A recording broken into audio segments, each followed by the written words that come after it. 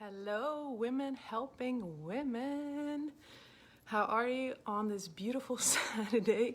How are you doing today? Ivana, Richey tuning in with you, self-love coach.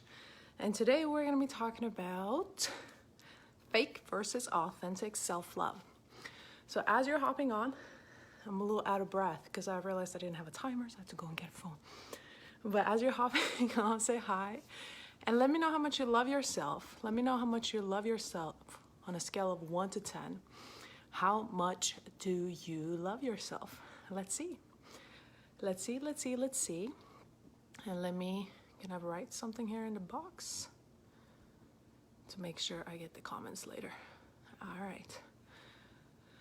right, so as you hop on, let me know that you're here. Let me know that you're watching. And if it's the first time you're seeing me, let me know that too so we can connect, because I love to connect. And if it's your second, third, or fourth time, because this is the fourth time I'm coming live, that you're seeing me, let me know too. So like I said, today we're going to be talking about fake versus authentic self-love. The reason why I want to talk about this, is because I found, especially in the social media world, in the digital world, people have a misconception of what self-love is really about. And then they work so hard to love themselves. And they many times don't realize that who and what they're trying to love is not even who they are. And then I always say, well, of course it feels like a struggle because you're not really loving yourself, right? So let me break it down. So the fake self-love that I'm referring to, that's like the trendy self-love. That's like the social media self-love. That's like the check in the box self-love. That's like the more I do, the better I look, the more I work out, and the more I do whatever else on the outside, the more I love myself. Right? So we hashtag self-love everything. We say that everything is self-love. We even bring it into business, right? Because I love myself so much. This is why I'm working so hard. When in reality, self-love has nothing to do with what we're doing. Self-love has nothing to do with what we're doing. And I know that can be difficult for some people to hear because we've been programmed and we've been conditioned to work, do. A majority of us, we were raised in a performance-based household, I like to call it, where we only received love, attention, recognition, attachment, some type of validation by our parents or legal guardians if we did something, if we performed, if we scored a good grade on a test, if we scored 100 points, I'm exaggerating, but if we did really, really good in our sports, and whatever it is that you were involved with, in music, whatever it was, when you did really well, you were acknowledged, you were recognized, you received love, right? So then this is what we become conditioned to believe, that the more that I do, the more I'll receive love, right? The more I do and the better I'm at doing at whatever I'm doing, the more lovable I am. So we get programmed to believe that self-love equals something that we're doing because we were raised that way. And we were raised that way because our parents themselves didn't love themselves. So they didn't know how to teach us. They just projected how they felt about themselves onto us. And now we're confused. And majority of you maybe even started your business. I know that was a big driving factor for me because you wanted to feel more, you wanted to be more in charge, you want to be successful, you wanted to feel completely different than you did growing up. And you don't realize that many times you're just working so hard to make up for some pain. You want to push away that trauma. You want to continue to suppress your emotions. And you make it about what you're doing all the time.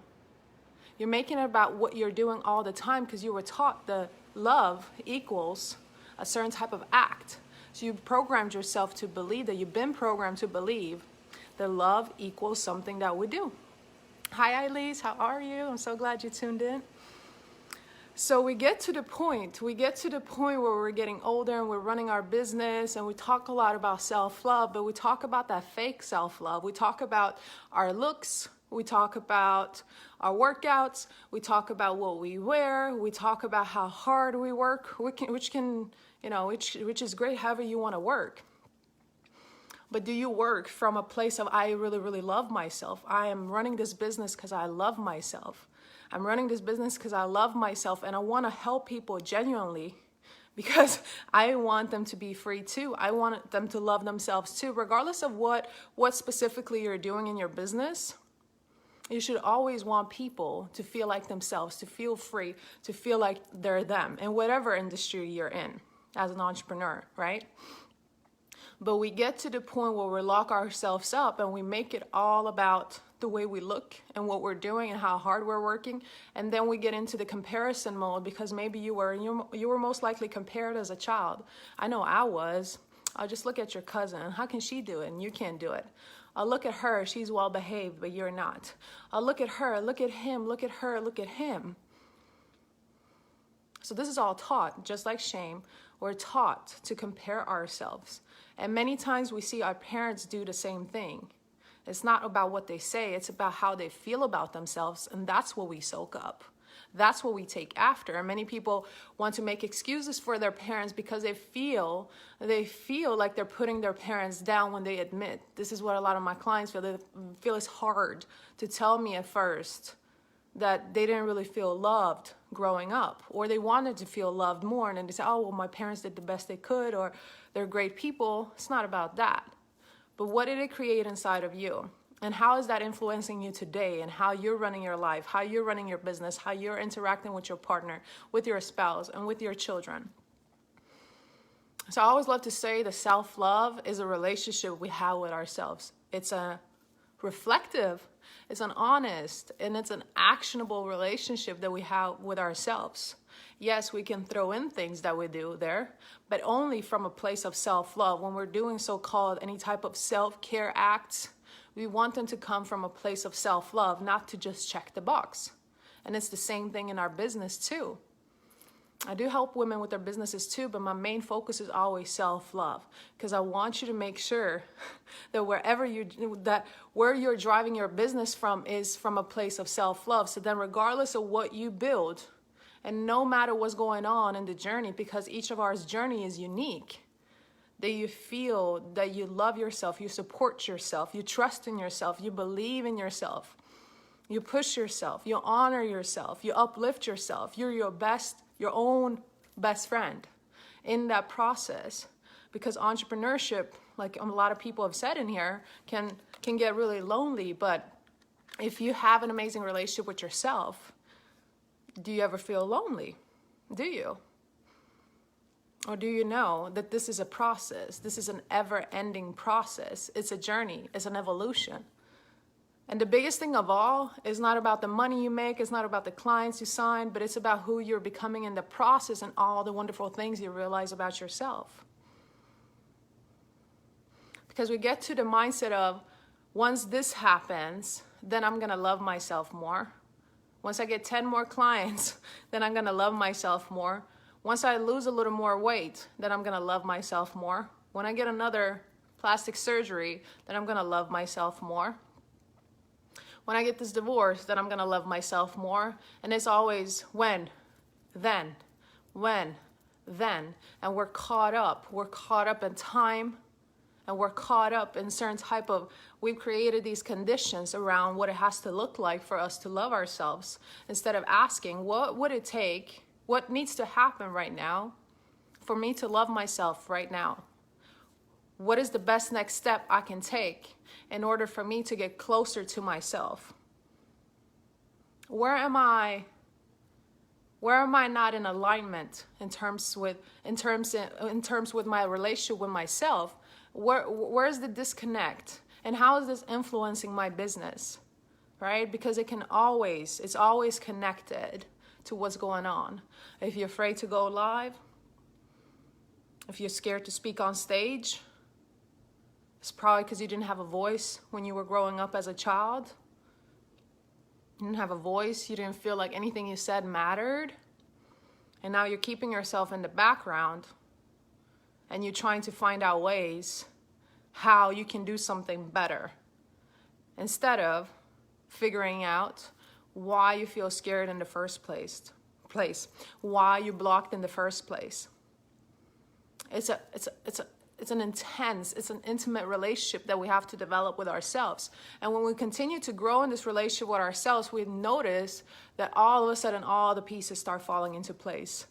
All of a sudden, we're getting the soulmate clients. We're getting the clients we really, really love to work with. We're not getting the clients that we sometimes would get out of desperation, and then we would be frustrated because we wouldn't want to work with them. We didn't want to work with them. And they don't pay on time. They're inconsistent. I always say our clients are a reflection of us. Every time I run a program, the women that are in that program, they've had a similar childhood like me, or they've gone through something similar that I have gone through. But when it's like, oh, I don't really like this, I don't really working with these customers, I don't like working with these clients, they're this way, they're that way, they're inconsistent. That's the time when we have to stop worrying about how they are, what's going on with them, and look inward and see, where am I inconsistent in my own life? Where am I inconsistent with myself? And what in me attracted those clients?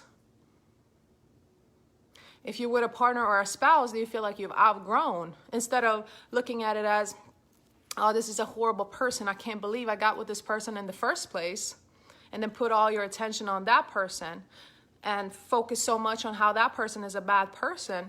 Instead, we need to look at, how did I feel about myself? What kind of relationship did I have with myself when I met this person? How did I feel about myself when I met this person, when I attracted this person? And if we make it about us, in every situation of our lives, then we have the power to change it too. Because we know that we are the ones that create our own reality. If I don't believe that I'm in charge and this is all happening to me, and I'm not creating this, and life is not happening for me, then I'm always going to be reactive to the world. I'm always going to be reactive to the world because I don't believe that I'm responsible for what's happening to me. I get mad with the clients that I have. I get mad at my customers. I get mad at my children. I get mad at my spouse. I get angry at the world because I don't understand. I don't realize that it's what's in me that comes out. It's what's in me that comes a vibrational match with whatever else is in my sphere, whatever else comes into my life. It's all drawn to me like a magnet. So if I don't like what's on the outside, yes, I can get a divorce. Yes, I can get a breakup. Yes, I can look forward to the day that my children move out because I think that for some reason I'm all of a sudden going to be happy. I can say I'm going to get better clients, but chances are, and this is what happens over and over and over again until we step back and look at ourselves to see what is in me, what's inside of me that is attracting this type of reality, what's inside of me that is attracting inconsistent clients, what is it in me that is attracting clients that can't follow through with their commitments, what is it in me that makes me attract clients that don't feel good about themselves, that don't believe in themselves.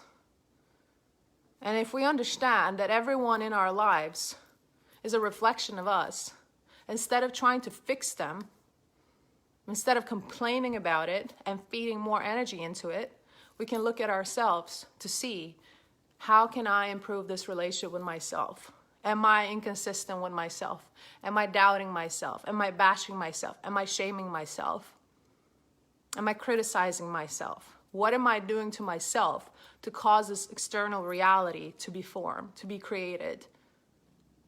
Or we can say, oh, I'm not in charge at all. Everybody that comes into my life, everybody that's here, they just showed up because they did, and I have nothing to do with it.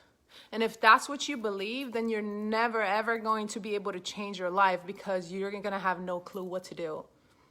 And you don't believe it's your doing anyway. So things are just going to continue to happen, and you're going to blame it on the outside world. And when you get tired of people, you're going to fire them, or you're going to break up with them, and then you're going to move on to the next situation, to the next relationship, to the next deal. And you don't realize that you're bringing yourself into the next deal, into the next relationship. When your children move out the house, you're still going to be left with the very issues that you had beforehand, which were the issues that caused you to feel uncomfortable or feel unsettled or feel, I can't deal with this anymore, because you didn't have that inner peace already. So we can remove all the distractions, or we can use the distractions, or we can use the difficult times excuse me, as a reflection of what's going on inside of us. It doesn't define who we are as a person. It doesn't define who we are at a soul level. This is why I always talk about loving yourself from a soulful place. We want to love our identities because so many of us were quick to identify with things. We want to identify with this this politician. We want to identify with this religious group. We want to identify with this this party. We want to identify with this organization. We want to identify with this. We want to identify with that. And we want to identify with so many different things. And we get lost in that process and we forget who we are. And then we want to love those identifications. We label ourselves. We judge ourselves. Other people label us. Other people judge us. They say who we are. And then we try to love that. This is what the fake self-love is that I'm talking about. When we try to love the parts of us that are only an identity that we have added, that we have accepted, that we have taken on. We want to love the status, right? I'm not happy at this job. I'm not happy where I'm at in my business. And I really try to love that circumstance because I think that's self-love. I'm labeling myself that I'm this, I'm not good enough. And then but let me try to love myself. That's not the part. We're not trying to love anything that is on the outside. Nothing that's been attached from the outside. We want to love ourselves on a soul level, who we are at our very core, who we are as an infinite being. When you were born into this world, you didn't have all those labels, the judgments. You didn't identify with anything. You were an explorer, you were seeking, you're trying to make sense out of this world. You try to make sense of things, right? And then we grow up and we're conditioned and we're told who we are, and then we want to love that. We want to love something that is not who we are. And this is the main reason why women find it so difficult to love themselves. And they want to overcompensate, and all of a sudden they try to overcompensate in their work. And I have to work extra hard to show that I'm worthy because I only got attention. I only got respect. I only got some type of love from my parents and the people in my life when I did something. I only got attention when I did something, when I performed well. So when my business isn't going well, when there's really like this transformational journey that I'm on and things are about to flourish, right? It will happen eventually, but you can't handle that. You can't handle that because you look at whatever you can't see right now as a reflection of who you are. Like that has to do with your worth. And this is the main reason I believe personally why so many entrepreneurs give up. They can't take the part of the journey where they're not seeing anything. Because they have decided and they've been conditioned and programmed to believe that the outside success will give them more love. So if I'm not seeing that, now I'm going to get really frustrated with myself and I'm going to internalize that and I'm going to believe that I'm not good enough. And then I'm going to take on something else. I may go back to work, in the corporate world, even though I hate it. Because at least then I know that I'm going to be able to climb my way up and I'm going to get attention at every step and I'm going to have a certain type of status, a certain type of role, and I can speak about that. I can be around a certain crew. My parents can be proud of me because in reality, I'm having a really difficult time running my business because I know my parents are not really supporting me. I know my parents don't really believe in me. I say I don't care about them, but I do, because one of the main reasons I even became a business owner was because I had a really difficult time with all of this, and I really wanted to show the world. I really wanted to show my parents that I could make it. In the process, I forgot I forgot to have fun. I forgot to make it about me. I forgot it's really about the impact. I forgot my business is supposed to be an expression of who I am. I forgot who I was in the process. And I started making all these things up. And it got really confusing. It got really hard. And because I wasn't aligned with who I am, I wasn't seeing the results. And sometimes I was aligned with who I was, but I wanted to see results at that point.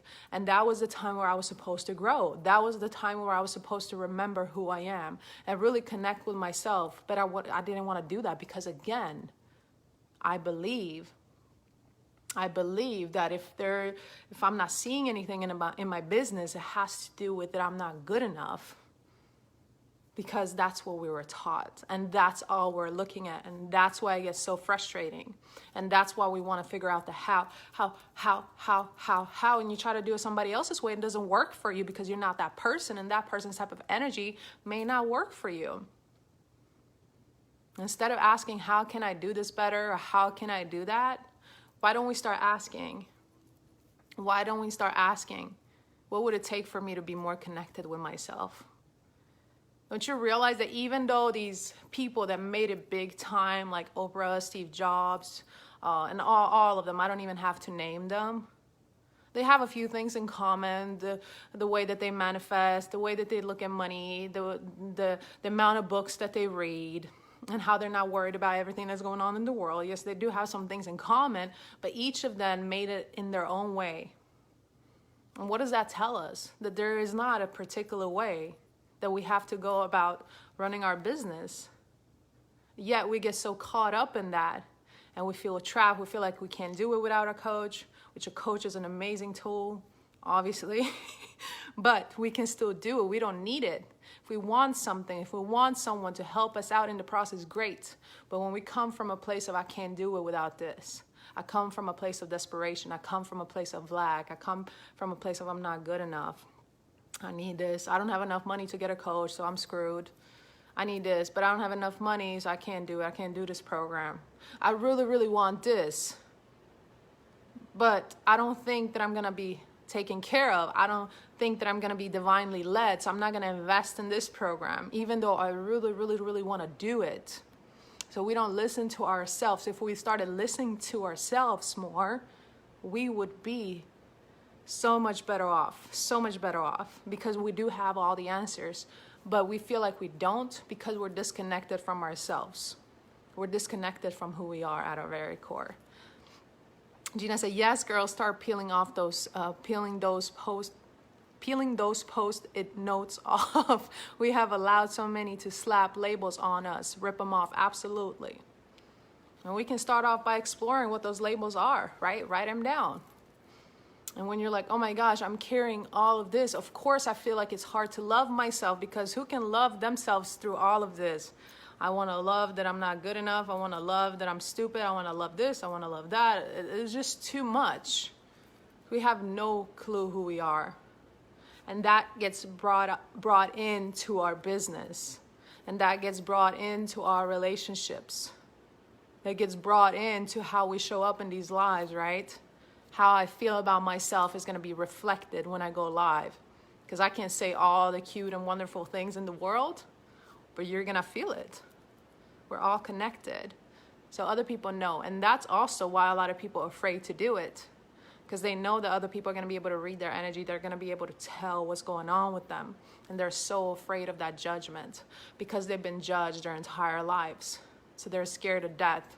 They would rather put their dreams on hold than to show up in fear of that they may be judged. So it's a scary process. So we want to love ourselves from a soulful place. And I do have, I got to the point where I was like, I have to create something that really, really teaches what soulful self-love is about. So I have a program, and this is like the most intense program that you can take fast because it's only 7 days long. And I teach every day a new component of self-love. I teach that self-love is like a tree, and then we have all these different branches like self-respect, we have self-worth, we have self-awareness, we have self-forgiveness. There are so many different branches. So in this program, I go all in. I give you all the different components of self-love and how to really start connecting with yourself on a soul level and start ripping those layers off, start ripping those judgments, those labels, all of the things that you are not. This program teaches you how to remove that, how to peel that off, how to get in tune with yourself, how to really get connected with yourself. And it doesn't matter at what stage you're in your entrepreneurial journey, where you're at in your relationship with your family. It does not matter. This program is really teaching you how to connect with yourself on a hardcore, deep soul level. Hence the name Soulful Self-Love. It starts August 17th, and it's right now it's early bird is $444. You can sign up in full, or it's 3 payments of $185, I believe. So that definitely, if you enjoy this and if you want to dive deeper into your self-love journey, if you're like, I've been hiring so many business coaches, I've done so many programs and I still feel stuck, I'm doing all the things. I'm doing everything everybody's telling me to do, because this is how it was for me at first. My husband and I, we hired a business coach who taught us about all the things to do, but we were not taught. And we did not understand the power of really remembering who we are and lead our business from that place. So Soulful Self-Love is good regardless of where you are in your journey, and you simply want better connection with yourself, because you do understand that your business is a reflection of you, and you want to lead your business from a soul-led place. You want to lead your business loving yourself and not being in fear, not worrying about money, not worrying about everything, but you just simply want your love for yourself to be expressed in your business, regardless of what your business is. So that's that. That starts August 17th. So there's some time left. I also have decided to offer 30-minute self-love consultations for the women in this group only. So if you've enjoyed my lives, if you love this topic and you really want to dive in and talk about you more, I'm offering 30-minute consultations for 111. I put the link there, so once you purchase, you can send me a message and we will schedule it. For Soulful Self-Love, the 7-day program, you also get an additional 30 days to absorb and implement all the things that I'm teaching. And you also get a workbook that is reflecting each day, and I went all into that one too, so it's really awesome. Excuse me. So that's that. If you have any questions for me, let me know if you have any questions for me. I have a free self-love group where I'm doing a lot of videos, a lot of free content that you can join. I've pinned the link up there too. It's called Self-Carved.